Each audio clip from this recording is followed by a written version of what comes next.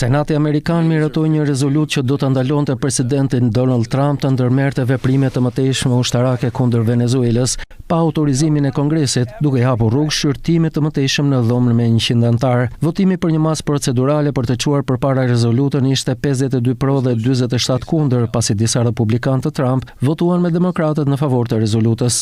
Askush nuk është penduar ndonjëherë për një votim që thjesht thot: "Zoti president, përpara se të dërgoni bijtë dhe bijat tona në luftë, ejani në Kongres." Kjo është një vot për të cilën askush nuk është penduar ndonjëherë dhe askush nuk do të pendohet kurrë, u tha senatorëve përpara se të zhvillohej votimi senatori demokrat nga Virginia, Tim Kaine, i cili udhëhoqi rezolutën. Votimi erdhi disa ditë pasi forcat amerikane kapën presidentin venezuelan Nicolas Maduro në një sulm dramatik ushtarak në Caracas. Kapja Maduros tronditi udhëheqësit botror dhe zemroi disa demokratë amerikanë, të cilët thanë se Rubio dhe zyrtarë të tjerë të administratës Trump i kishin gënjur duke këmbgulur se nuk po planifikonin ndryshimin e regjimit në Venezuelë. Republikanët këmbgulin se operacioni fundjavës nuk kërkonte miratimin e Kongresit, pasi ishte shumë i shkurtër dhe përfshinte zbatimin e ligjit për të sjellë Maduro në gjykatë në New York.